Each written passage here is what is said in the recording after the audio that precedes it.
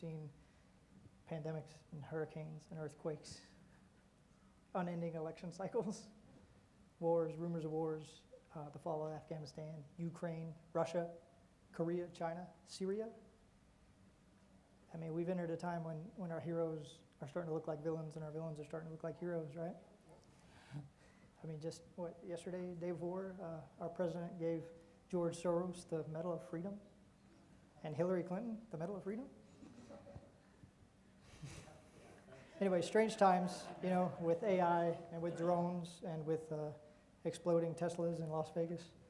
And dear Lord, come back, So this is my family.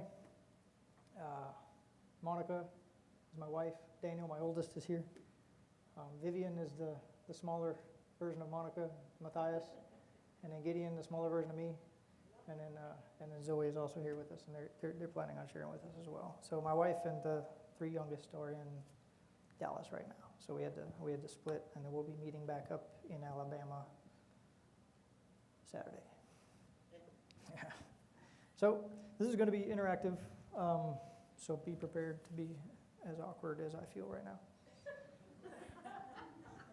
So for full day, French and English are the primary languages in Cameroon, so I'm going to teach you a little bit of for full day as well, and maybe some French and some English as we go. But Sanuman is hello, and so when I say Sanuman, you respond with Sanuman. Excellent. So now every subsequent question after this, you're going to respond with Jean. Okay, so Awali Jean? Jean Banduna? Noi Sarre? Noi Kudeme Bekudeme? Jean Sabicon? Very good. So now if anybody ever asks you if you're bilingual, you can say, yes. I like it. But in reality, Jesus is coming. And Thessalonians tells us, for you yourselves are fully aware that the day of the Lord will come like a thief in the night. Behold, I am coming as a thief. Blessed is he who watches and keeps his garments, lest he walk naked and they see his shame. That's from Revelation, which you guys will be studying very soon.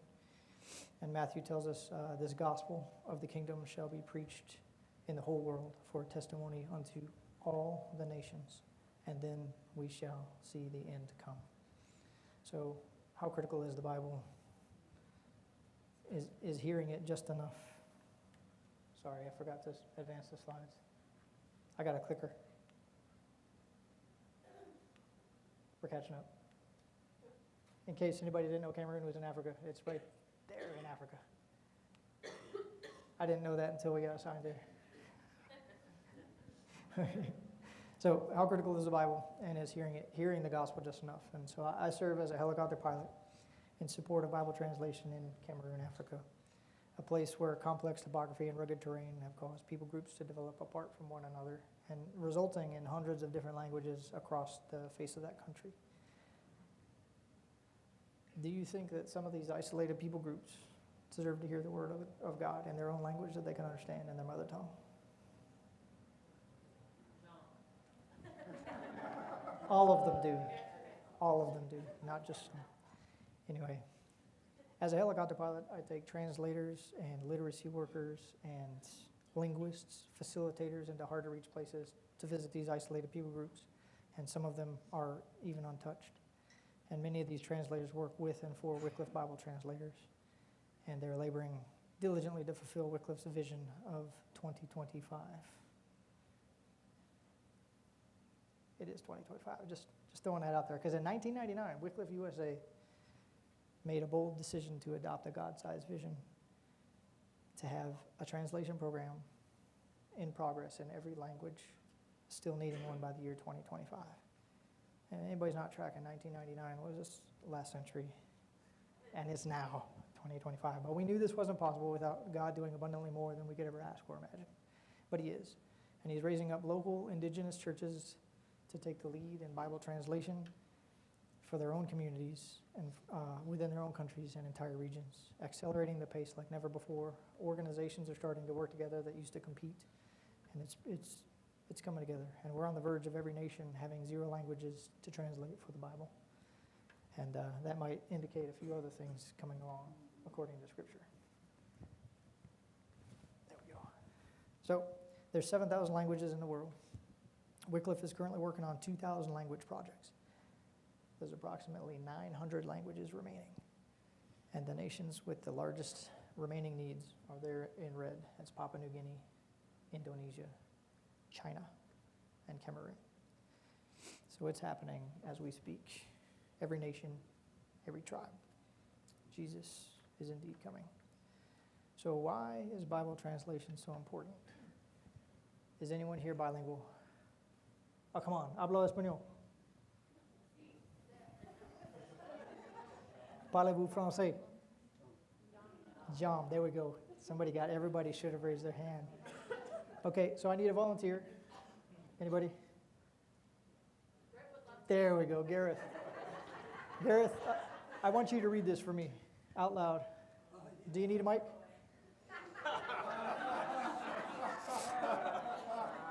All right. Here, you can talk into my mic. Hey, you need to. Yeah, see? You can hear me, right? Yeah. I think I'm beginning to get you. It's hard to hear you. Can you go up a little bit on that one? I'll just hold it like Yeah, this. the little tiniest mic. Is that creepy? It's a little creepy. All right. Nope. Okay. Is that Elvish? What is that? Yeah, nope. Ala yidi dinaru masin ngam majam o hokobidu makobajo ko moi nudi bido o hakal halkata ama aheban nigidam nu mididam. Any idea? Any Jean? Any ideas what I just shared? Okay, let's try a language that's a little bit more common on the planet. All right. You can do this one, yeah? We. I got it. Okay. Very good. Any other volunteers? Okay. Do you atelema aimer le monde? I speak Army and I speak English and that's it. Lick and chicken, I hear you. Ce qu'il a donné son Fils unique ainsi tous ceux qui croyant en lui ne se perdront pas loin de Dieu, mais ils vivront avec lui pour toujours. That is French. Okay, but anybody picking up what I'm dropping? No? Even with my terrible French accent that comes from, we're getting there. Here's one that you might recognize the words, but you may not recognize what on earth it's saying. Anybody, come on. God, he like this gown plenty now. That thing make way he send, he only picking for say any person way believe where he name no go die, but he go get life way no go ever finish. No, this is Pidgin English, and this is one of the three languages actually that's pretty prevalent across Cameroon. But if anybody was trying to evangelize me with any of these languages, even though I understand the words, I would be completely maybe people are smarter than I am. People are smarter than I am, but anyhow. But so I did hear some good guesses, John 3:16, yeah. But we can do that one in English ourselves, right? So, for God so loved the world.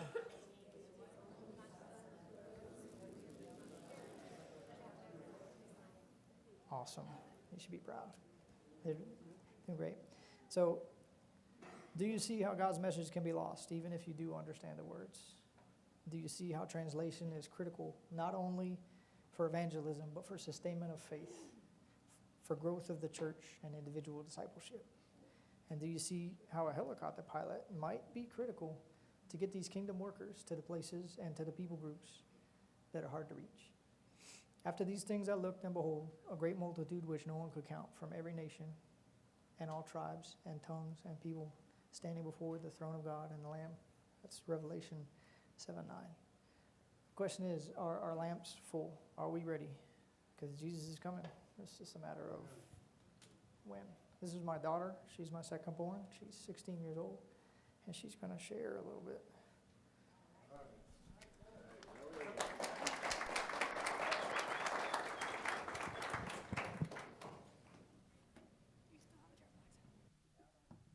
She's making fun of my accent.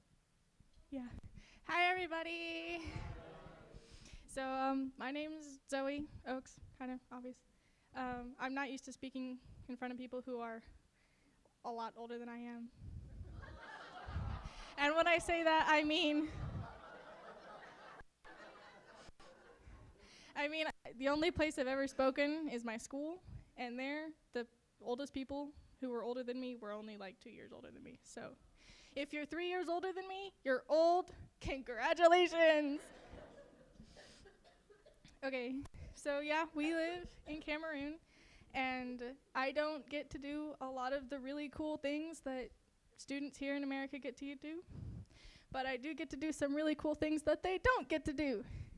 So, every year at my international school, our coach, his name is Mr. Cohn, he's pretty crazy, but he brings the soccer A team, but there we call it football. So he brings our football team on a sports evangelism trip. And we go somewhere in the country and play football with people, and we share the gospel with them. And it looks different every year, so my explanation is pretty vague. But I got to go on one last year, so this was my team. I guess that's not a lot, huh? That's bigger than my class. Anyway, so we went up to this city called Bafoussam, which my dad has flown to several times. My friend lives there. And we got to play soccer with the female amputees. So it was really, really cool. It was kind of crazy because every day we were there for 3 days. Every day we would get up, we'd go eat breakfast at the hospital, which could be anything from bread and butter to cow stomach. We would go play soccer with these girls for 2 hours. Those are my roommates. And we'd play soccer for 2 hours, which would be kind of crazy because the coaches were speaking French, and we don't speak French amazing. And the girls, the amputees who spoke French, didn't play soccer amazing. So none of us really understood what we were supposed to be doing. But it was fun. It was really good. But this team of soccer amputees, they were trying to get recognized by the government so that they could play internationally, get into the big soccer leagues. And so we went to try to help them out by, we brought along a professional photographer, and we took good pictures, and we were going to post them online, so try to help them get recognized. Anyway, so we got lots of good pictures. Unfortunately, I don't have access to them anymore, so I was able to dig up 3. So there's my third one. That's our team captain, Allie. She's explaining some stuff. Anyway, so I went off my notes. I don't know what I'm doing. Anyway, so yes, in amputee soccer, I don't know if any of you have ever heard of it, all the soccer players have only one functional leg, and all of the goalies only have one functional arm, or typically one arm. So there's some pictures. It's not a great picture, I'm sorry. So they use crutches in their soccer, like I don't know what you call it, fake legs, the legs that you put on. Those are not allowed. Prosthetics, thank you. That's the word. So they have to use crutches. So part of the thing we did was we brought along some equipment. We brought them some good soccer balls, which are hard to find. We brought them some good, strong, heavy-duty crutches to use. So they were really excited about all that. And we brought them Bibles. We were able to hand out these Bibles, and it was really, really cool. So yeah, after every practice, one of us would share. So there's my friend Allie sharing. I don't know if have you ever seen this, but it's a soccer ball. It's not always a soccer ball, but the top is yellow, and that represents the perfect relationship we had with God. And then the next color is black, and that represents the sin that took us away from God. And then the red represents the blood, Jesus' blood that saved us. And then the white represents the holiness that we receive through Christ's blood. And then the green is going back to God, I think. So, but the last day that we were there, we had a farewell dinner with all of our amputees, and we got to eat, and we sang some songs. It was really cool because some of the invitees would come up and they would share with us their songs, so their local songs. It was incredible. And we heard some of their stories, but they were mostly in French, so I didn't understand them all. But they had incredible stories. There was this one girl, one of the goalies.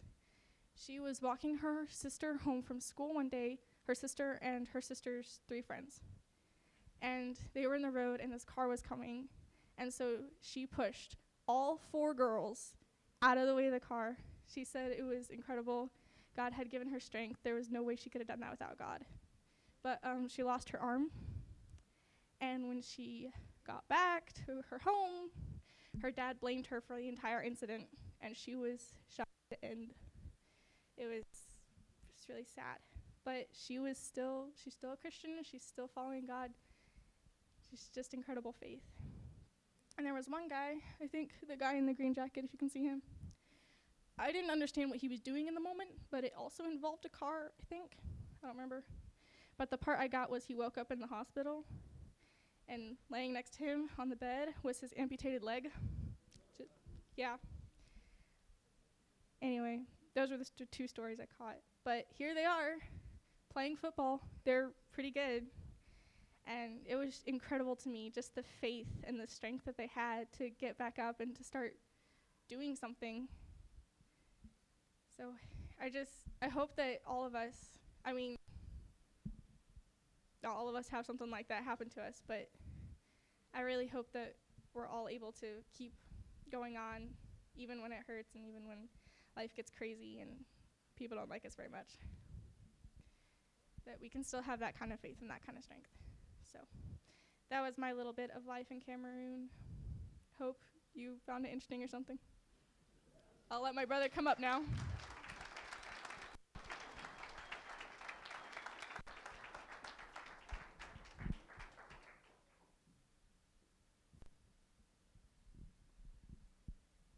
Good morning. My name's Daniel Oakes. I graduated last year, and I am living in Texas with my aunt and uncle. They have a ranch, so I'm trying to help out there while I'm going to community college. I missed the opportunity to go to the sports evangelism trip because I came there in 11th grade, and they wouldn't have me on the soccer team. I was on the soccer team next year, but that was the girls' turn to do sports evangelism. But so I want to talk a little bit about the opportunities we had. It was some interesting stuff happened. I'm a little bit glad that I'm not going back next year, having graduated, because there's a lot of painful experiences I had in Africa, but I miss it. Cameroon's a wonderful place. So in 2019 we were getting ready to go. We left Arizona, and in 2020 we were supposed to go to France to learn French because one of the 2 official languages of Cameroon is French, and COVID happened, and France would not let us in. So instead, we got the opportunity to learn French in Cameroon, which is not something that normally happens. And that was a really cool experience because we got to go to a school, a Cameroonian school, or actually, no, that's not. My parents did, and we got to be homeschooled. That was difficult because we stayed in a city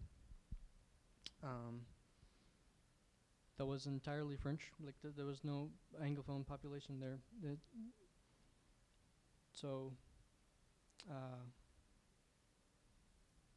We, being homeschooled, didn't get a lot of opportunities to interact with people our age. There were some missionaries that my younger siblings got to play with, but Zoe and I were pretty much left out until we joined a Lutheran choir. And I don't know what that communicates to you guys, but dancing and like that's not what I would imagine. But that was extremely interesting because African churches are very excited, and the choirs are the people who lead it. So we got to do a lot of dancing, which was that was very interesting. That's not something I had done.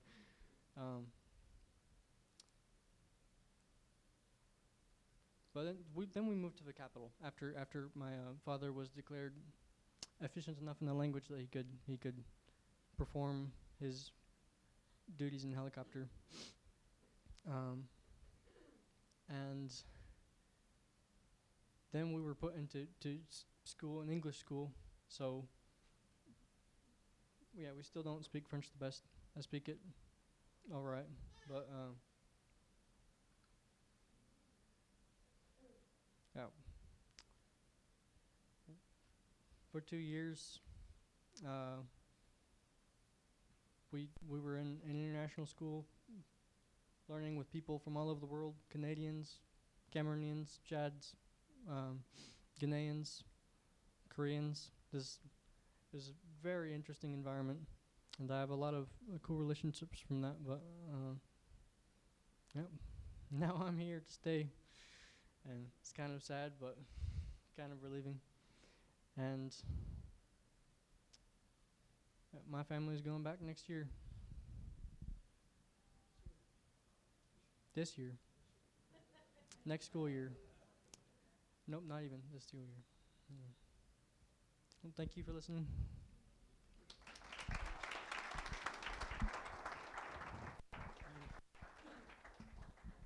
I'm going to transfer to this mic. It's less awkward. Alrighty. So we've been privileged to participate only in a tiny piece on the process that may be one final indicator that the Lord's returning. You know, every tribe, every nation, every tongue. In addition to aviation, we also equip our translators, our staff, pastors, evangelists, and kingdom workers with the ability to be safe, autonomous, efficient in their works and in their travels. I'm qualified as an instructor for motorcycle safety course, for the motorcycle maintenance course, for 4x4 operators, off-road training, and also self-extraction. Because the infrastructure is not the best there, and you can get into a pinch. But the motorcycle is the primary means of transportation for most Cameroonians. And yes, there's buses, there's trains, there's taxis, there's bush taxis, there's cars, there's trucks. But the motorcycle is the lifeblood of the country. And so we have to train against cultural paradigms. Aha! So we have to train against cultural paradigms, thank you. Some social norms when forces. Hello, thank you. There's new concepts, different perspectives, revelation, and life-changing habit development that takes place. Because time in Cameroon is not money. And preventative maintenance isn't a thing. And the problem is not a problem until it's a problem. And so watching the light bulb moment happen with these, and all these guys, you know, they have PhDs, master's degrees, they're all brilliant, you know, many of them are ordained and they're working hard at their job as well as doing Bible translation.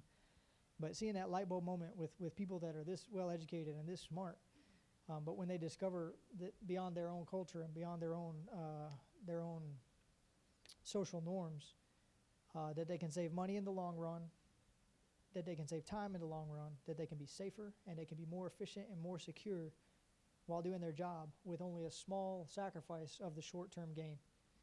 And I can go home with a successful workshop behind me and sleep well, and our participants empowered, they leave confident, and they leave legitimately changed. And I've heard a lot of stories of guys talking about they've been in the bush and they would have been there for 3 days, subject to bandits, subject to whatever, when all it was a chain that failed.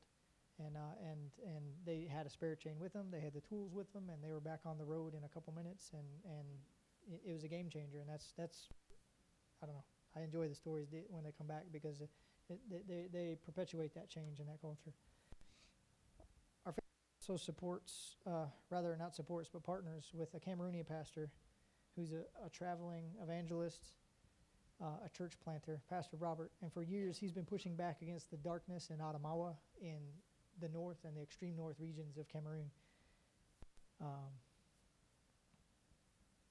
He works with many, many untouched people groups a little bit at a time, and preaching and teaching. And the soil there is very fertile. And I was very blessed to meet this guy. It was a God moment, and since then we've been working together in a lot of ways. And many tribes practice traditional African religions like, this is hard for me to pronounce, animism and ancestor worship and witchcraft. And after a revival and a teaching that he'll do out in the bush, they'll burn all the talismans and all the trinkets that are associated with the witchcraft after they accept Christ. We also partner with other Cameroonian pastors, an orphanage, and a fostering type organization that finds stable homes for abandoned kids. And which is interesting, the fostering organization is actually, and we became friends. Is that me? Sorry. And he was. I've been able to give him Bibles that were written in Arabic script that are phonetic of translation of the Bible. It's called the Hijimaya Bible in Fulfulde. And he took them with open arms, like with open gift, because he knew he had Christians in his orphanage, and he was able to get the word of God. There was no faith obstacle there, and so I don't know. I continue to pray for him. I'm hoping to see him come to the Lord as well, but that doesn't mean that we can't work together to help out them kids. And even with some civil unrest in Cameroon, I believe the nation is on the verge of revival and a countrywide healing and a miraculous happening. A couple weeks ago, the organization that we work for, SIL Cameroon, celebrated with a Bible dedication in the Message, is that right? Message cluster. I don't know, you guys are correcting me earlier. Anyway, so this is a Northwest region cluster, and so they were doing 6 languages at one time. And they've been working on it for 10 years. And this is an area where there's conflict, and so it's difficult for the translators and dangerous. But they got it done, and 6 translations completed. And it's a party, let me tell you. And but 6 more people groups celebrating the living Word of God in their own mother tongue. 6 more steps closer to the returning of Christ. I wish I was able to be there, but I'm here. And I'm privileged to tell you about the miraculous things that are happening right now. So keep your lamps full of oil, for concerning that day and hour that no one knows, not even the angels of heaven nor the Son, but the Father only. Thank you.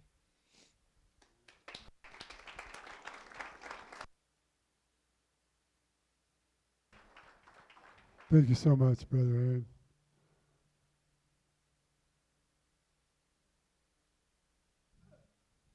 So I don't know if that link goes to signing up for our newsletter or to the page where if anybody wants to contribute, but forgive me for not knowing that. But if you want to email us. And if you want to sign up for our newsletter, I got a paper sign up over there, and paper is the best way to go because it doesn't get disappeared in the trash box on the internet.